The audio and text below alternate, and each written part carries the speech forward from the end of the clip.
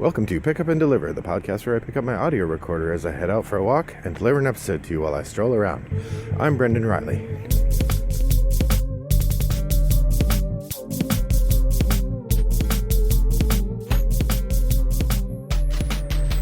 Well, good afternoon, listeners. It is a lovely day here in suburban Chicago. It's a bit brisk, but not unreasonably cold.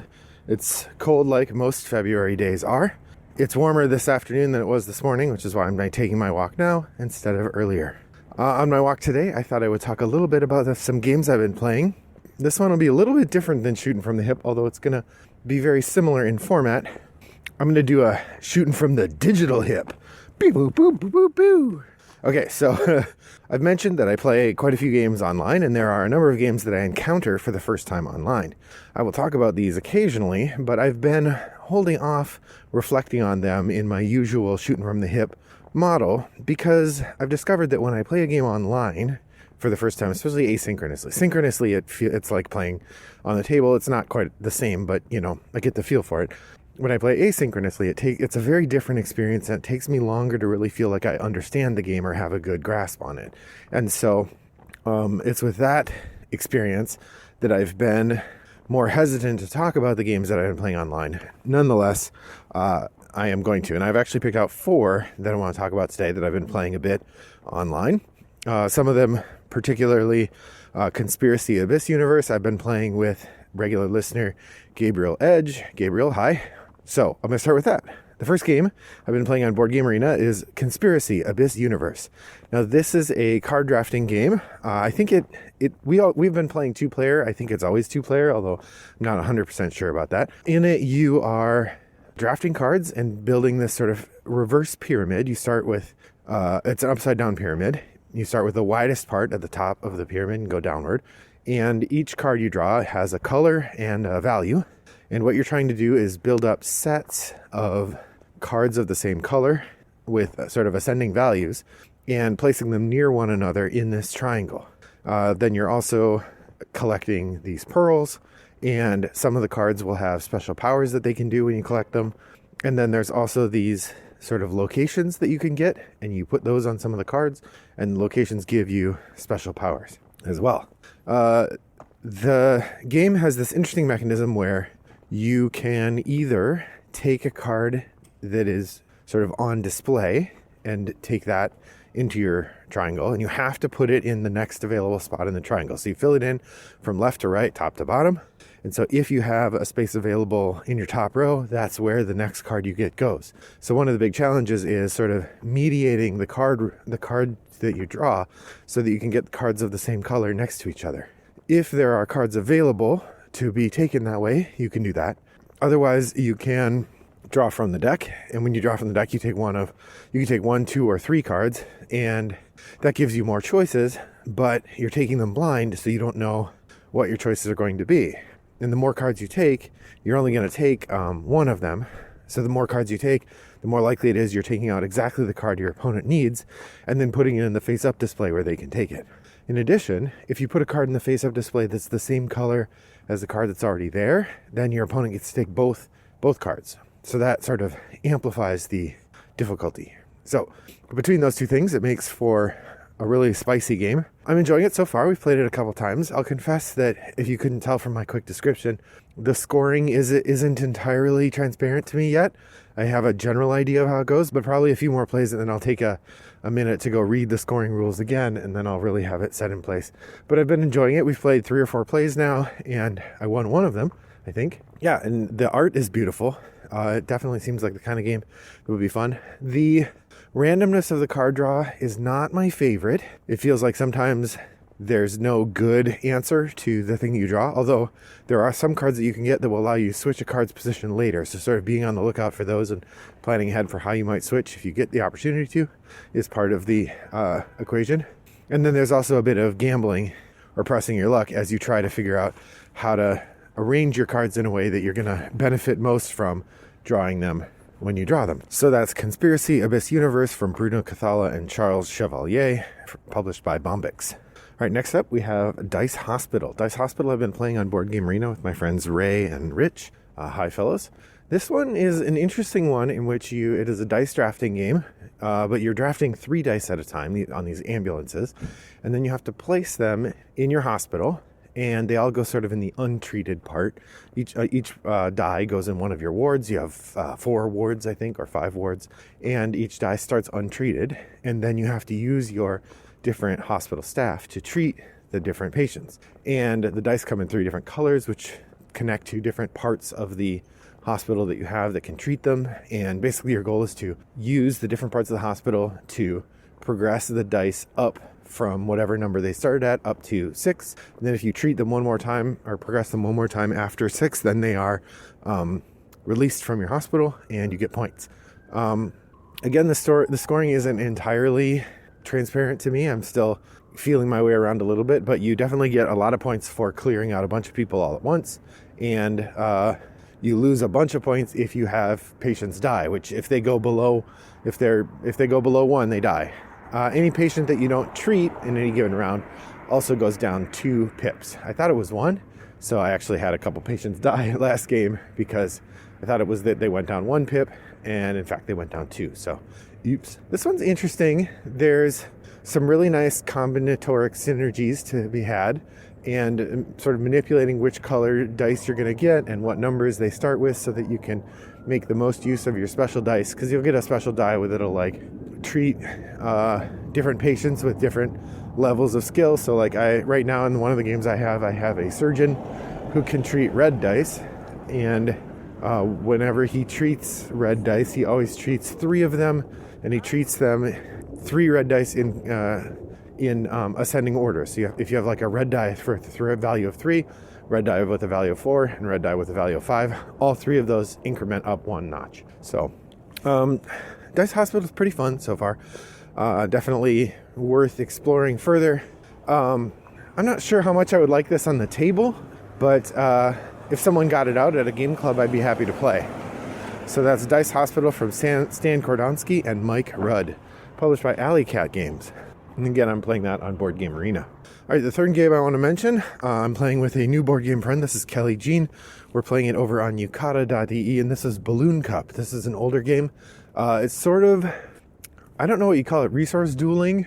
It feels familiar to me in something like the context like Battle Line or Schottentotten, I guess, where you are sort of battling over a set of different resources using the cards that you draw.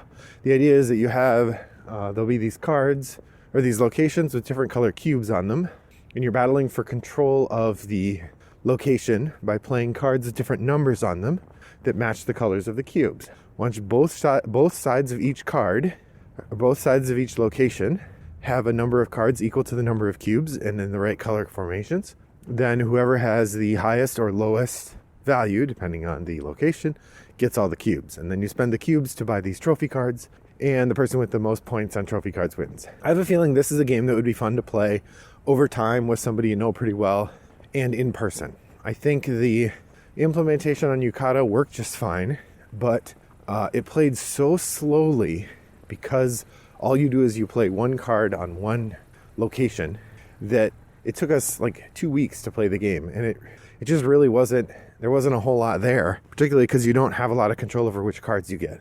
Now, there is a neat element where you can play a card on your opponent's side or on your side. So there's a big part of it. Like if you get a card that's bad for a location, you put it on your opponent's side of the thing instead of your own. And there's some interesting strategy to be had for once a trophy is claimed, then the cards that match that color trophy become available to be used for any other cubes. So there's a little bit of manipulation there that works pretty well. So from that perspective, Balloon Cup certainly is interesting, and I think probably has some more depth along the line of something like Schottentotten, but I don't see myself wanting to play that one again online, at least not asynchronously. Now, synchronously, I suspect it's a different thing, but asynchronously, one time was enough for me. That's Balloon Cup from Stephen Glenn and published by Cosmos as part of their 2-player line. And finally, the last one is a recent game added to Board Game Arena. This one is called Almadi. It is a game of tile drafting and placement, which you are creating this array of tiles in front of you, drafted from this market. And then you are trying to get points by collecting different resources, matching different scoring objectives, and so on. The interesting part is when you're drafting the tiles, it comes from one of 4 stacks, and the stack that it comes from tells you which row you have to put that tile in. When you put the tile in a row, you have to put it next to another tile, either horizontally or vertically, and then all the arrows on that tile and the tiles around it activate. So this is the really neat part, is like the tile will have on its edge some resources and some special powers and stuff, and when you put that tile in your grid, if it's next to an arrow on another tile, then that arrow activates the special power on the grid.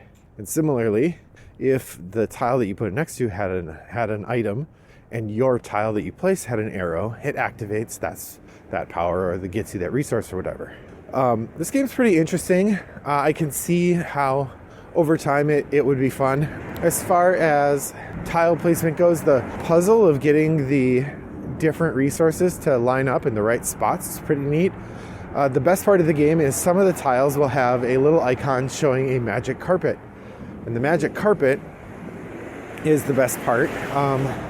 When you get the magic carpet, you then get to move one of your tiles to another spot in your grid. And when you move a tile to another spot in your grid, it activates all of the arrows and special powers again. And when it activates those arrows, then you get all those resources again. You can trigger more special powers.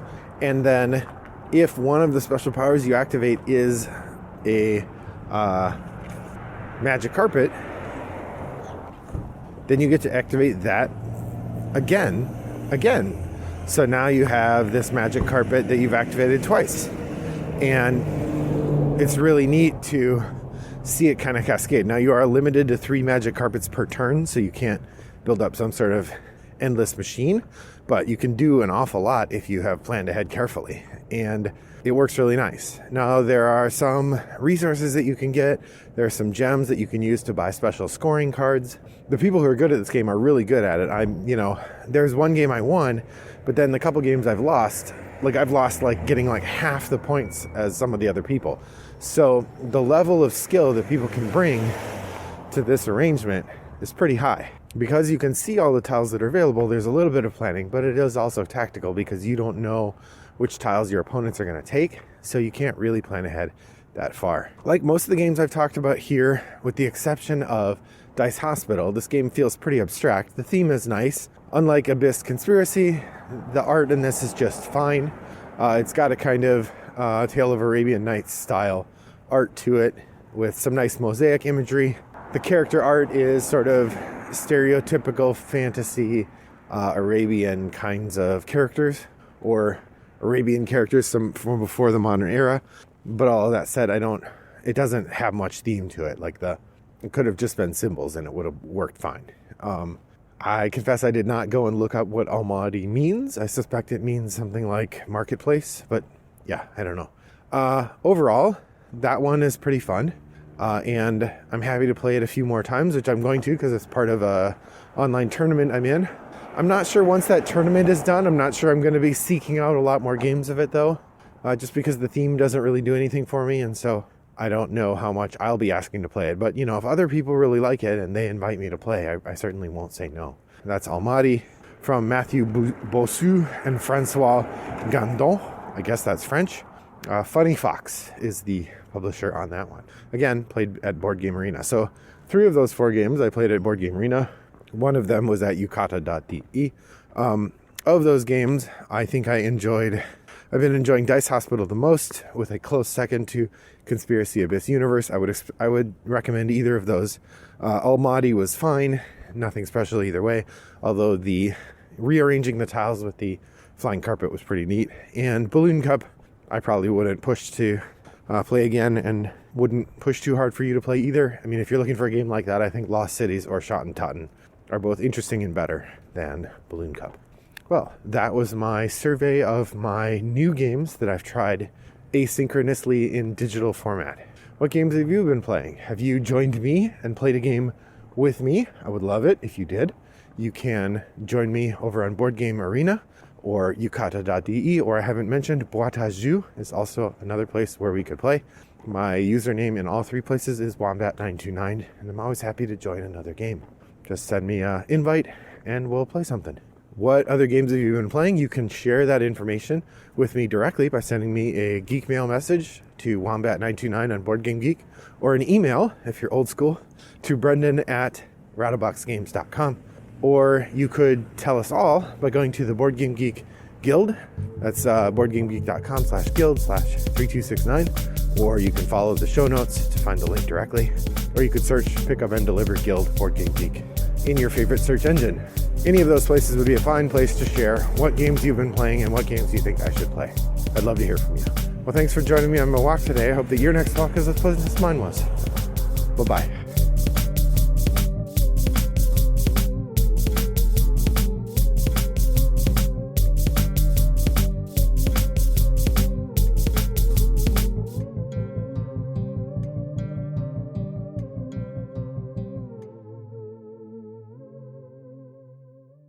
Brought to you by Rattlebox Games.